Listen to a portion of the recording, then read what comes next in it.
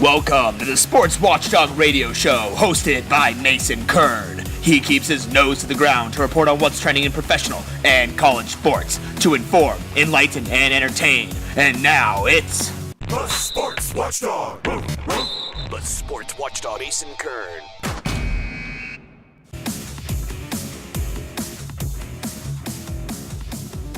Hey everyone, welcome to the Sports Watchdog Radio Show on NBC Sports Radio AM 1060 Phoenix. I'm your host Mason Kerner with you every Sunday from 7:30 to 8 a.m. and obviously I'm certainly glad you decided to join me this morning, and as always I do have some great stuff in my kennel.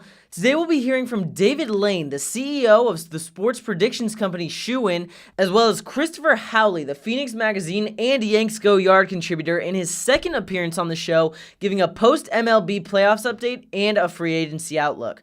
I'll also be covering some sports hot topics, and for you basketball-specific fans, interesting happenings on the Hardwood. Alright guys, we have a jam-packed show for you today, so I want to get into sports hot topics a little bit, briefly go over some NFL football talk with you guys, focusing mainly in on as we kind of outlook the upcoming NFL draft, the 2019, a bunch of new faces are going to be entering the league, which teams are hot, which teams are not. Rams still surging. I mean, they led by Todd Gurley. I mean, this team looking incredible. On the other side of the spectrum, the Oakland Raiders, soon to probably be the Las Vegas Raiders, they don't have anything going right for them right now. I mean, they get blown out by a San Francisco 49ers team, 39-3.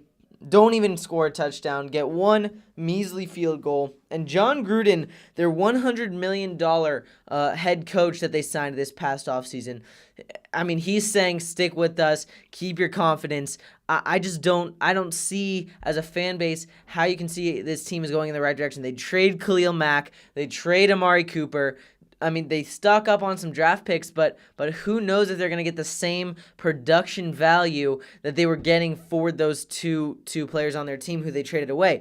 I mean, Derek Carr hasn't taken the strides that you'd like him to take this season, especially under an offensive-minded coach such as John Gruden. But the money is not paying off right now in their head coach signing in John Gruden, and I don't see it really turning around very soon. This is going to be a long rebuilding project for this team.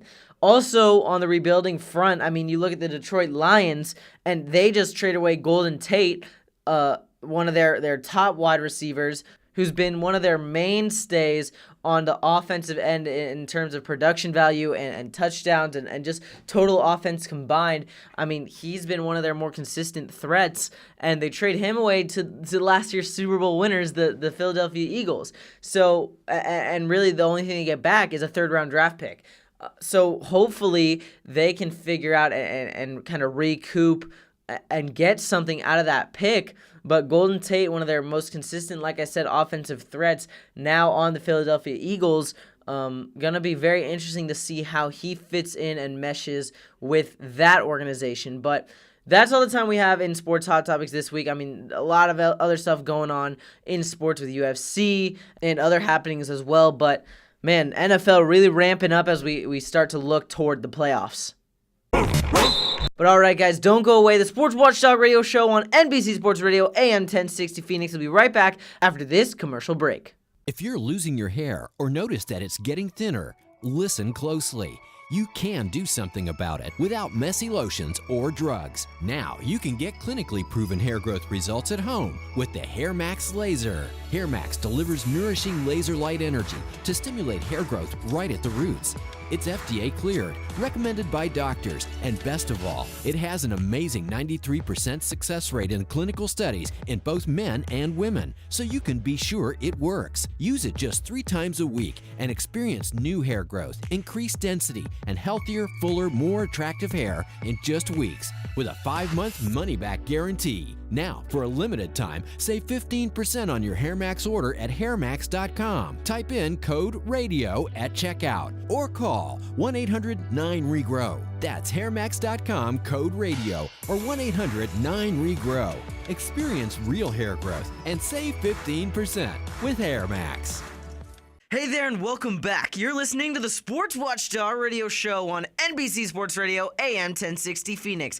I'm your host Mason Kern, and joining us now is David Lane, the CEO of the company ShooWin, which enables sports fans to purchase or bid on guaranteed reservations for face value tickets to playoffs and championship games. So David is here today to share some info on the company, what it's all about, and on postseason predictions based on diehard fan actions versus the experts. Hey David, welcome to the Sports Watchdog Radio Show. Thanks for joining us today. Yeah, Mason, good to talk to you. Yeah, thanks again for being here. So David, first off, before I get really into the hardcore stuff here, what is your company ShooWin all about, and how did it get its start? Sure. The company's 3 years old. What we offer is for fans to be able to lock in the right that if a team makes any postseason game, playoff or championship game, they get to go see that team for face value. And we do that across all professional and collegiate sports, playoff, conference championships, bowl games, every single postseason game, every fan of every team. They can come to the site, they pay a small reservation fee, they lock up that right, and if the team makes that game, they get to get that ticket at face value. So then how does a fan, I mean, you mentioned this concept of a season ticket holder who's not a season ticket holder, so how do fans kind of get and guarantee that experience and right to see their favorite team in the postseason? So if you think about the mentality of a diehard fan, somebody that is so loyal to their team, when that team makes the game, it usually is 7 days, possibly 2 or 3 days before the game is actually happening. It's entirely possible that tickets are gone, so overpriced, the fan can't afford it.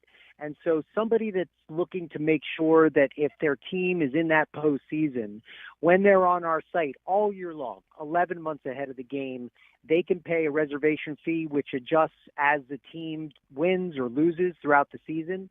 They buy that reservation, they're locked in, that ticket is guaranteed, and when that team makes the game, they don't even have to worry about it. They know they're going to see their team in their biggest games. Right, and we were kind of talking about it before we got started here about last year's Stanley Cup final with the Vegas Golden Knights, an expansion team, first time in the NHL, and they end up making the Stanley Cup. So how did that work in terms of ShooWin and the fans? That's the perfect example. You take a team that is not 500-1, not supposed to make anything close to being in the Stanley Cup. Right. You have fans that are diehard loyal. They come onto the site for $50. They lock in face value tickets. And when that happened, it was the moment, because I think the way that we look at the markets that we offer, we're talking about a once-in-a-lifetime experience. Fans that get to go see their teams in the biggest games, they tell that story for years and years to come. And so when you look at Vegas Knights, or in this year when you talk about the Red Sox or the Dodgers in the World Series, even today as the CFP rankings are set to come out and you look at all New Year's Six Bowls, conference championships, right, we have fans from across the country that are coming in to make sure that when their team makes that game, they don't even have to worry about it. They're going. Right, and there has to be some kind of risk-reward type factor here. So why would a loyal, fanatical type of fan lock in their reservation before they know their team is even going to be in the game? It's simple math. For them and the average fan, when they come out to the secondary market, the tickets are 2X, 3X. Right. There's tickets are not available. They don't even want to take the chance. A lot of these fans are traveling to the game, and so they want to book their flights and hotel and know that if their team makes it, they want to be able to ensure that they've got everything they need in their hand. And tickets are always the last piece, the most expensive, that they're struggling to find. So the way that we view how we price these reservations, the cost of the ticket and the reservation should save the average fan 30 to 60% against what they would have paid in the secondary market. Yeah, that's a pretty incredible concept right there. I mean, especially for those fans who do want to go to the games. And I mean, you mentioned that those ticket prices that just really go up as the playoffs come around and teams are increasing their ticket prices. I mean, if you look at it, not even in the playoffs yet, but in the NBA, LeBron James comes to the Lakers and their opening night season ticket prices were around $600 on average. So that's pretty staunch prices right there. But like I said in the beginning, David, postseason predictions based on diehard fan actions. What exactly does that mean? So if you think about the fan that is on ShooWin's site and is looking to make sure that they have access to that game, a lot of emotion goes into that decision. Right. And this is the fan with the flag flying outside the house. This is no question they're watching on Saturdays and Sundays. The most loyal, fanatical fans. And a lot of times you look at the emotion that comes into how they follow their team through thick and thin. But when we talk about on the site looking for these reservations, these fans who follow their team understand the weaknesses and the strengths. We've been compiling data for years, and we started to publish the Real Fan Poll. And what this is doing, it's giving us a look in and showing, even though we're talking about the most loyal, these are the fans that truly know whether their team should make a game, and not just whether they're going to be a champion. Are they going to make the first round of the playoffs, the second round of the playoffs? Will there be a game 7? And so by publishing this data, what we're really looking for is how do these loyal, real fans compare against the expert picks? And so we started to publish our fan poll versus resident experts for each of the games that we cover. Yeah, that's pretty cool. Do you what are kind of some of the results there then? Yeah, I'll give you an example coming out of the AFC Championship. The fans today are choosing New England, Kansas City, and Pittsburgh. Obviously, from our standpoint, that seems logical based upon where the teams stack up. Right. But looking at some of the experts on Bleacher Report, for example, comparison, New England, Kansas City, but San Diego is in third, contingent to make that game. You know, a lot of similarities across some of these games and a lot of contradictions. I think the Big 12 championship is a great example. Texas, Oklahoma, Kansas is what our fans are saying. But looking at ESPN and their predictions, West Virginia, Texas, and Oklahoma. And that, to us, is showing a true distinction in what we will look back on in this season and see always who was right. I think our fans have their finger on, at this point, what the strength of their team and the likelihood that they're going to make that game. Right, and as you were talking there about the football picks, the fans versus the experts, David, as a guy from San Diego myself, you said San Diego. I assume you were referring to the Chargers. I was like a dig in my heart. They moved to LA. That's just a tough pill for me to swallow there. But when we talk about this, the concept now of these fans kind of guaranteeing their place at their favorite team's game, as the CEO of this company, you have to be a fan of a team yourself. So who's your team then, David? Listen, at the end of the day, I think we're all loyal to where we are from and who we've attached ourselves to. I grew up in Maryland. I'm a lifelong Washington Redskins fan. There it is. But I think as a fan of all sports and all teams in the industry that we're in, I don't think you can ever say that you're going to leave who you grew up with, what you bleed on Saturdays and Sundays. I think for us and the way that we look at the way that we follow our teams through ups and downs, I'm a lifelong Washington Redskins fan, and most importantly in this past year, Caps fan. And being able to raise the cup for us was, 44 years in the making. I was in Las Vegas to see that game. It was a once-in-a-lifetime experience. Yeah, I'm sure. That's a really awesome team to root for, especially last year, like you said, winning the Cup. Well, David, thank you so much for your time. Where can our listeners go to get more info or to connect with you and ShooWin? You go to facevaluetickets.com. Facevaluetickets.com. You could see all of the events, all of the reservations, all of the options that are out there for fans to choose from. All of the markets are up right now: NBA, NHL, NFL, and college football. Well, there you go, guys. Make sure to go check out the website. David, thank you so much again for your time. All right, everyone, the Sports Watchdog Radio Show on NBC Sports Radio, AM 1060. We'll be right back after this short break.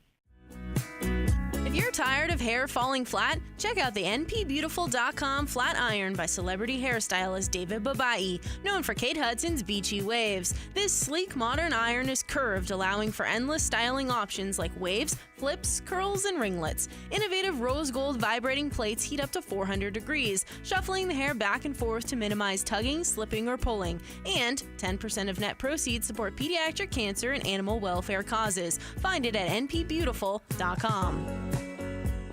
Hey everyone, welcome back to the Sports Watchdog Radio Show. Joining me now in studio is Chris Howley, once again, the Phoenix Magazine contributor, and YanksGoYard, a Fansided site contributor as well. Chris, thanks for coming in today. How you doing? Good. Thank you for having me. Good. Glad to hear it. So, yeah, thanks for taking the time again. I know with the MLB season wrapping up and with the Arizona Fall League, obviously now here in Arizona, and then obviously I'm sure you're looking forward to spring training, but can you kind of give us a breakdown of what happened in this year's World Series? Dodgers obviously losing, Red Sox winning the whole thing. So can you kind of give us a breakdown of everything you saw in that series? Well, what happened in this World Series, which was unlike the last two World Series, which was a lot like 2015, as you could say, was just pure domination. The Red Sox came in and they were just a better team. The Dodgers didn't look ready really at all the whole time. And it was tough because it took them 18 innings to beat them once. Obviously, the series went 5 games. Red Sox won 4-1. They scored first in every single one of their wins. Every time they scored first, it just seemed like the Dodgers didn't have enough to bring it back. And it's just tough for the Dodgers because they've lost back-to-back World Series. Last year, they were the favorites. This year, they were the underdogs. Everyone thought they might have a chance to beat this Red Sox team because this Red Sox team was really overlooked by a lot of people.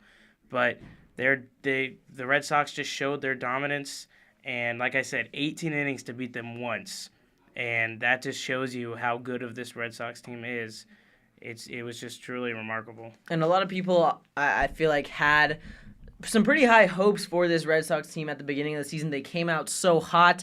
So obviously a lot happens throughout a 162-game regular season and then through the playoffs. What did the Red Sox do this year to kind of put themselves in the position they did to dominate in this year's World Series? Well, signing J.D. Martinez at the beginning of the year was the big signing. Last year, in 2017, they won the division. 2016, they won the division. But 2016 and 2017 were two completely different teams.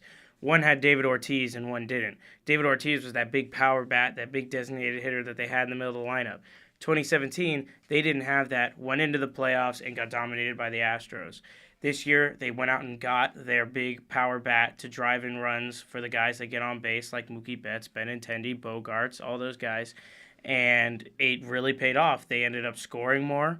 They scored with a lot more often. J.D. Martinez seemed to get a hit almost every time he was at the plate, even when he, quote-unquote, sprained his ankle slipping over second base in one of the games of the World Series. He still came through and hit a homer at Dodger Stadium. Just showed how dominant he was in the playoffs. I mean, he didn't show that with the Diamondbacks last year, but it's just his approach. He learned from Miguel Cabrera, going the other way a lot more. It's a great approach, and it's hard to beat. Now, this Dodgers team, like you said, back-to-back participation trophies, I guess you could say, in the World Series. Losers in the last two. They get there both times, but both times they just come up short. So who's to blame in this organization? Is it Dave Roberts? Is it Clayton Kershaw not pitching as well in big game situations? Is it just the Dodgers aren't hitting well? What's going on? Why can't the Dodgers seem to close out a series victory and win it all? It almost seems like it's a mixture of everything, actually. Because, I mean, it's a mixture of Dave Roberts' managing in the World Series. He managed the NLCS beautifully with having to deal with the option of Josh Hader coming in for a couple innings, so he had to keep some of his left-handed bats on the bench and all that. He managed that great. Once he got to the World Series, it seems like he hit a roadblock, kind of like he did last year. Now, yes, you brought up Kershaw. Kershaw had an up-and-down postseason. First start, he went, 7 or 8 innings, a shutout ball against the Braves. Game 1 of the NLCS got rocked in Milwaukee, came back through 7 innings of 1-run ball in Dodger Stadium against the Brewers. Had a terrible Game 1 in Boston, terrible Game 5 in LA. It just seems to be the same story after everything. after every game, after every postseason game with Clayton Kershaw, he'll either have a good start and we'll think maybe he's turned the corner, or he'll have a bad one and we're thinking maybe he's just not as good as we think he is in the clutch spot. But on top of that, their bullpen the last couple of years has not been great. Last year, their big workhorse was Brandon Morrow, and he did a lot. He pitched all 7 games of the World Series, and they just didn't have that. Kenley Jansen seemed to give up at least 1 home run every time he came in, even if it was in the tiebreaker against the Rockies. It was in the World Series. It was in the NLCS, NLDS. Seems like he always just gave up a home run. They just didn't have the dominant pitching that they needed. And then, unlike last year, they relied so much on the home run.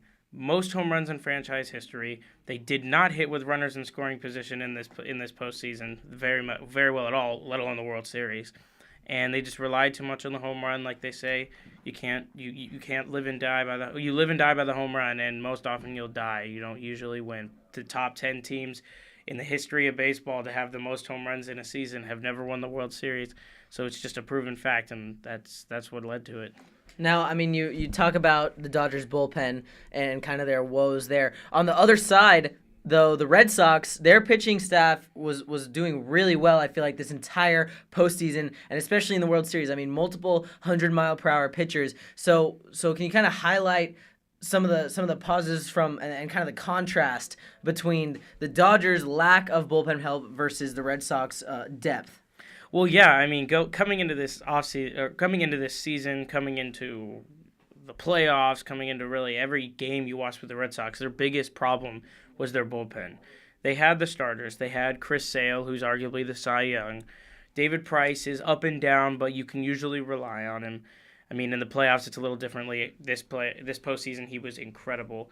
They had their starters, Rick Porcello, former Cy Young Award winner, but it's just their bullpen. They did a lot. They remind me a lot of the Astros last year.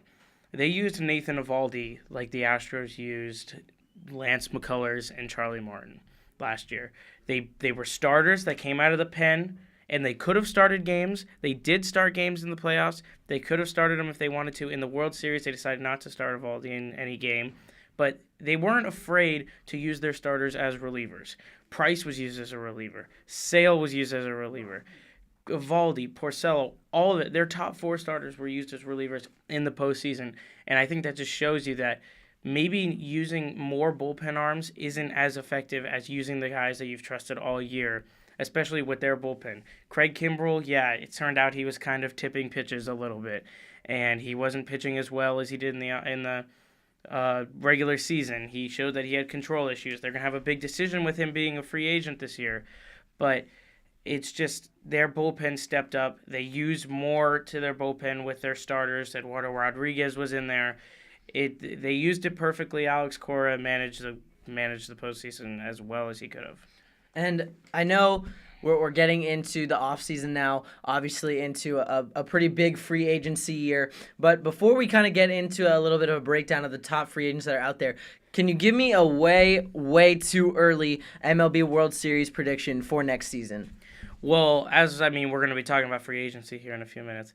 The two that I think are going to be in the World Series, I think it's going to be Yankees-Phillies in the World Series. The two teams that are probably going to spend the most money this offseason and improve the most out of anybody in the league. That's who I think. Now, no bias there with the Yankees, but the Phillies there. Well, why do you think Philadelphia's gonna end up making it? Phillies have done a great job with their payroll coming into this offseason. As we're about to talk about Bryce Harper and Manny Machado and all the pitchers out there, they have a ton of money to spend. They have a ton of young talent. They have a chance to really push themselves over the hump. Just missed the playoffs this year. I think they got a really good chance. They're a good organization. They've been there before. They've won it before. It's nothing new to them, and I think it'd be really interesting to see them there. Well, yeah, that is a pretty sizzling hot take there from Chris Howley. Phillies versus Yankees in next year's World Series. But as we get into free agency, you mentioned some of the bigger names this offseason. Like I said before, big year for free agents. Who are the names that everyone's going to be wanting to sign, and where do you think they're going to end up going? Yeah, so the clear-cut ones are obviously Bryce Harper and Manny Machado. I feel like we've been talking about this free agent class since 2014 or 2015. It just doesn't seem like those were when the estimates were like 10 years, $500 million. It was just some crazy stuff. Now, I expect them to get 10-year deals, probably north of $300 million. It just depends on where they go. Bryce Harper, I don't think stays in Washington. He'll probably end up somewhere like Philadelphia. I think Philadelphia could really use him. There's always the rumors with the Yankees. They got so much money to spend. Manny Machado, they say, is a front runner to go to New York. And, I mean, after losing in L.A., I don't see why he would stay. They got Corey Seager at short. It's tough. Those are the two that people really need to look out for, and they're going to make the biggest splashes.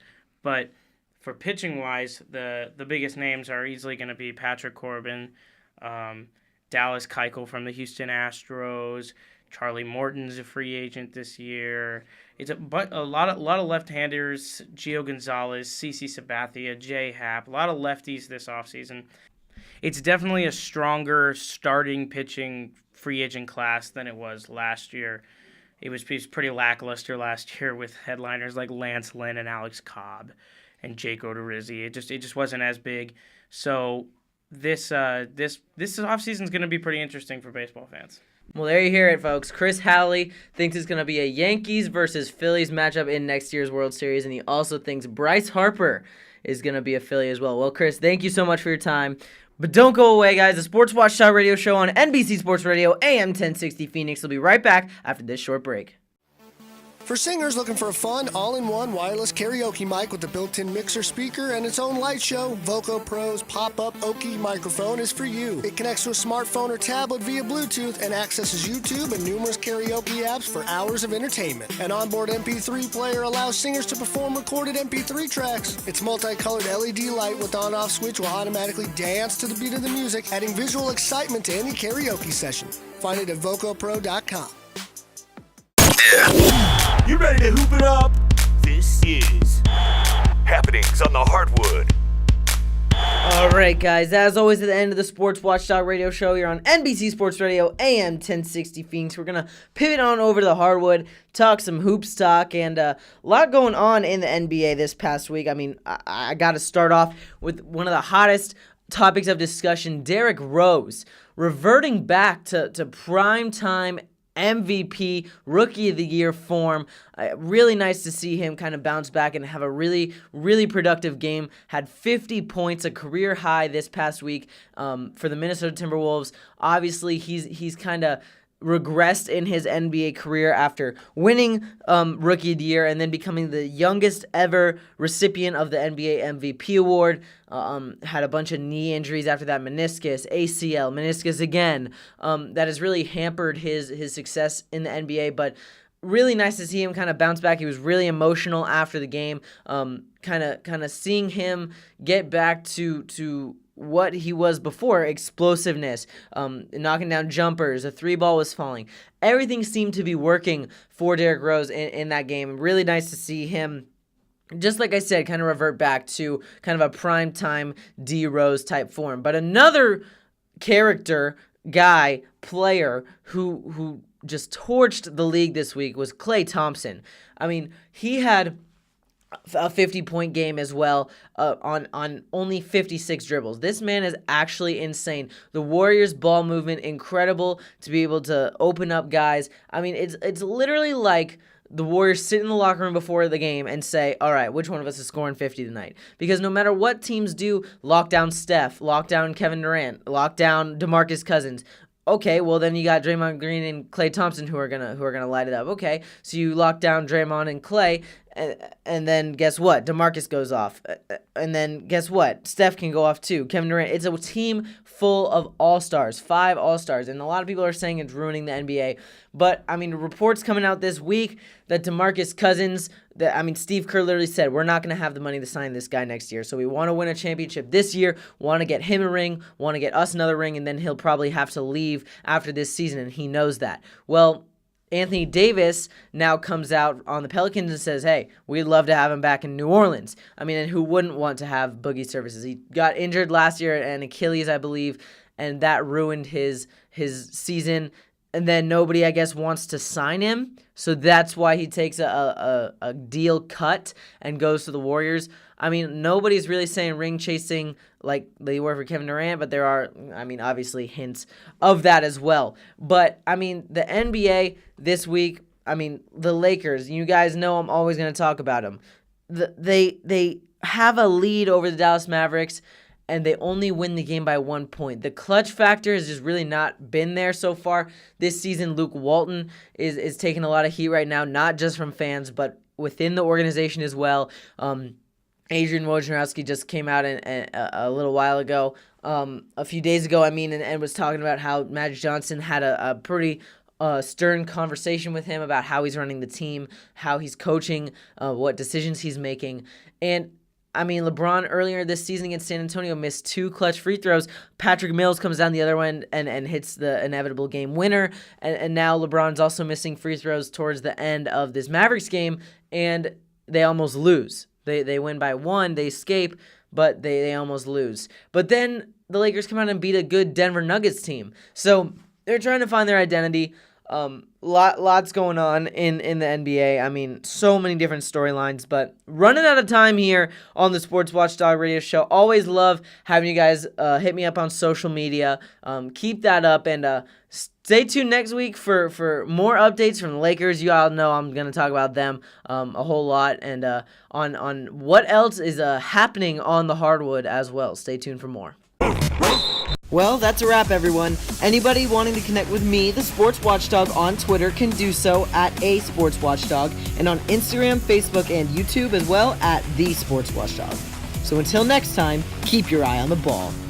The Sports Watchdog. The Sports Watchdog, Ace and Kern.